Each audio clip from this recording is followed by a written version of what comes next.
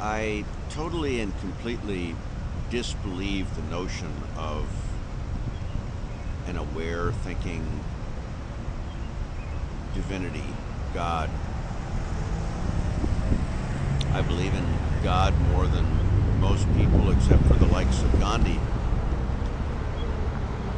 God being the almighty power that we all feel and never will be able to name. But that it's thinking, intentional decision making, no, that's, to me, honestly, it would be laughable if it weren't so horrible, because it's the notion, those that hold the notion, it strips them of the responsibility and therefore the ability of using their full capacity. And were the man Jesus sitting here with what we've known in the last 2,000 years, he'd be saying, yes, loving, of course I agree. And it doesn't matter. I understood that force one way, I understand it another way, but it doesn't change the matter of the force and how crucial it is to tap into it. And the prayer that Jesus taught us, at least the one he tried to teach us, which we then crucified like everything else that he was and did and have been crucifying every hour since. The Lord's Prayer is the indispensable ultimate compass for being the vehicle for that force, for being the conduit, channel for that force. I don't think there are 1 in a million of us that have taken the time to learn that prayer the way it is meant to be understood and prayed. It's doubtful that I would have gained that understanding had it not been for my multiple readings of the second most important book ever written, Tolstoy's Gospel in Brief, which he claims, to his surprise, upon completing the book, he saw that it was a perfect mirror of the Lord's Prayer. So I'll attempt to be brief, and I'll attempt to briefly acquaint you with that compass, with that ability to tap into your supraconscious, the force within you, your soul, your heart, and to keep that at the fore. Our Father. Actually, I almost always say our Creator, a much more descriptive term of what we're talking about. Our Creator. Those are by far and away the two most important words in the prayer for me. Sometimes I can't get past them, they absorb me so much. Our Creator is to draw the mind, and draws my mind, to what can we imagine about the Creator, an imaginary Creator. I imagine that it's a sentient being, a thinking being, a caring being. What can we imagine about the Creator of everything?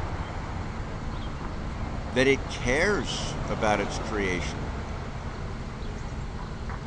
That it cares beyond anything we can comprehend. And like any caring being, its attention is directed most at that which is most suffering, at that which is most needlessly suffering, that which is most in the way. And that's the function of those two words. Our Creator draws my mind to the children in Bangladesh who we are in the process of drowning through our burning of coal and oil, to the children in the world's largest open-air prison, Palestine, who our hateful cowardice in this country have allowed to be browbeaten into that prison by the vile right-wing ideologues, land grabbers, in Israel, to the 120 million climate refugees so far in Western China due to our burning of coal and oil and our fracking,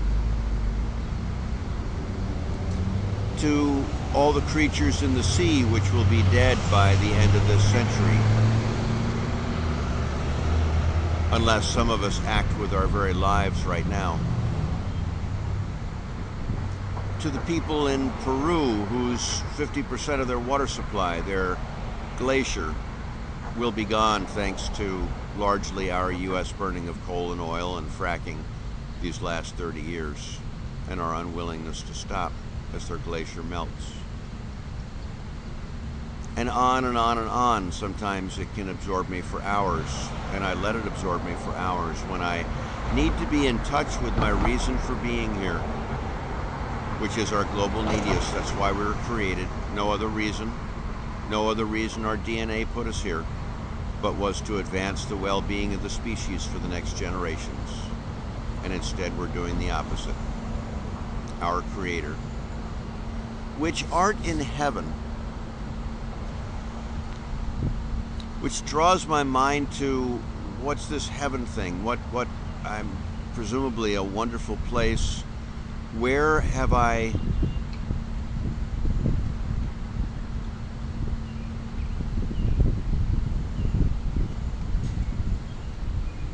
where can I imagine that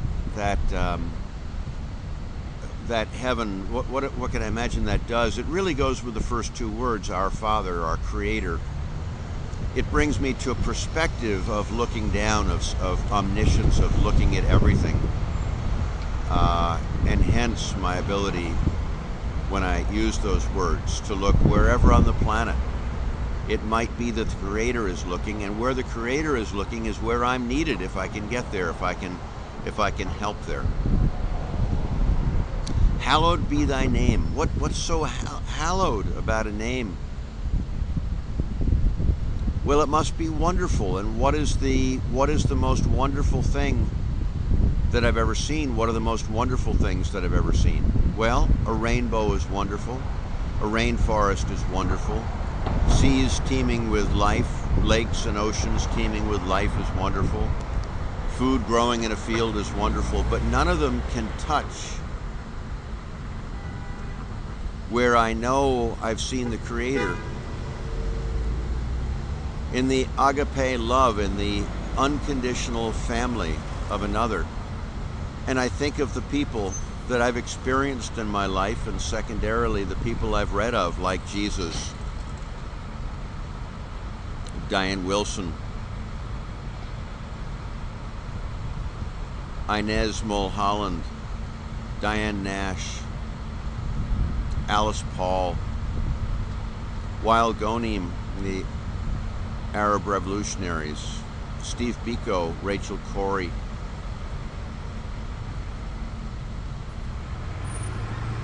Beverly, Kathy on recent occasions, Elaine on recent occasions, my new brother Jim. I think of where I've seen unconditional loving. That's where I've seen the Creator. What is as wonderful as that? What is as wonderful as loving? Nothing is. That's where I've seen the Creator. And it causes me to reflect on what I need to be and on what I've valued and what I should value.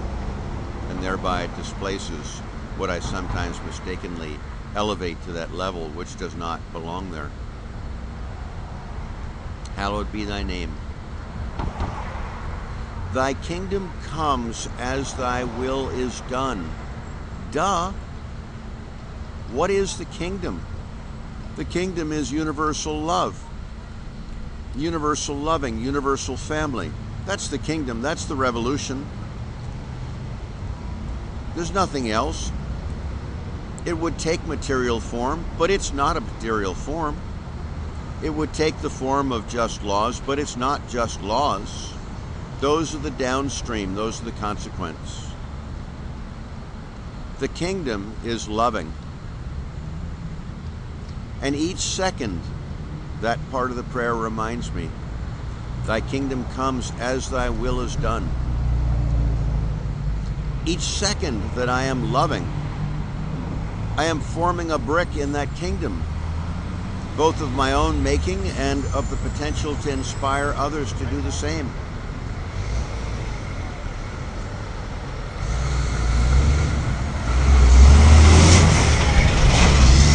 Thy kingdom comes as thy will is done on earth as it is in heaven.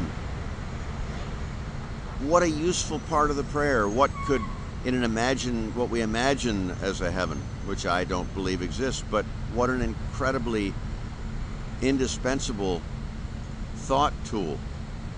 We're spirit there, right? We're spirit here, unless virtually all of the great artists, psychologists, the few there are, religious founders. We are not our avatar. We are our spirit. We are our spirit of loving. We are our spirit of universal family, which is the highest form of intelligence, creativity, conscience, wisdom, courage, empathy, compassion. That's what we are. We're not our avatar. Think of our movies like Avatar. We are not our avatar. We are that spirit. And the part which art in heaven is a reminder to be that spirit, to not be slave to the avatar, to not embrace the fears of the avatar. No. To be that spirit 100%, to live and act like that spirit. That spirit's not casual with the avatar. It doesn't throw it away. It uses it, it values it, it cherishes it, but it does not subordinate to it.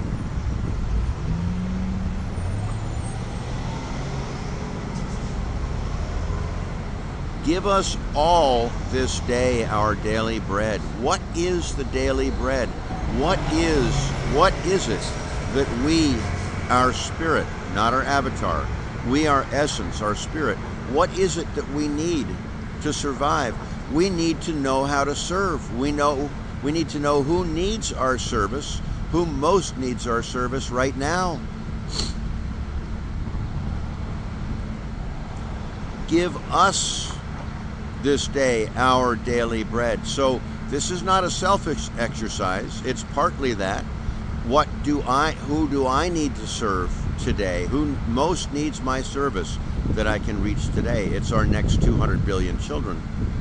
We're in the final stages of condemning the planet hell due to our insane use of coal, oil, and fracking rather than wind and sun.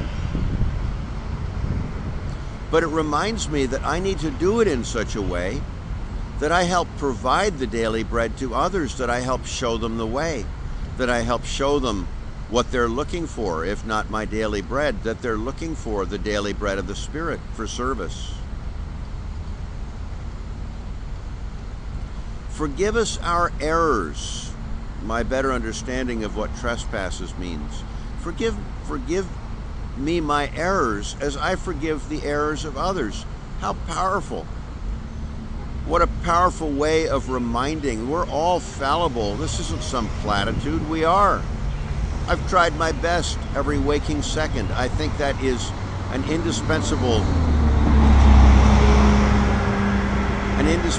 part of the human condition. In any second, we can only do the best we can do, and we can't do less. In the following second, we can have learned from the prior second. But in any given second, we can only do the best we can. So things that make me cringe that I've done in my life, they were the best that I knew at the time. And if I'm to let go of those so I have all my energy to serve those that need me today for the joy of it,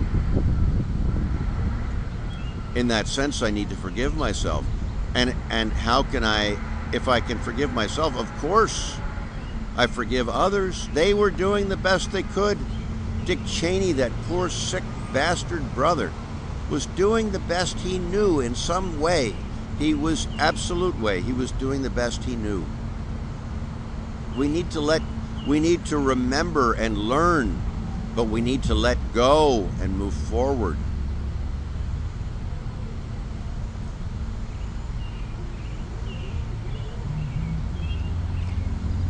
Lead us not into temptation, lead us not into me, into selfishness, into self-centeredness.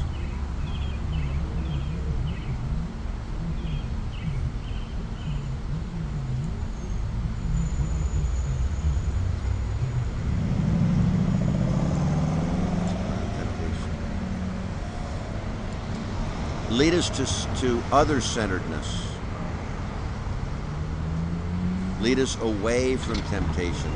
It's a reminder of the temptations of the flesh, of the fleshly spirit. I didn't say the fleshly spirit is bad. It's intensely inferior to each second that we live with our head, with our heart and our soul in charge. Deliver us from evil. It's a reminder to deliver ourselves from evil and to thereby help lead others away from evil. For thine is the kingdom. A reminder that it's only when loving reigns, the spirit of loving, the soul reigns over our individual head and flesh, and thereby we inspire it in others. It's only there that the ultimate wonder, the ultimate joy, the real wonder is to be found. Thine is the glory, loving, thine is the glory and the power. Human beings are the most powerful creatures that we know of in the universe. When the head and when the soul and the heart are in charge, they are maximally led, maximally empowered, maximally powerful, maximally insightful, brilliant.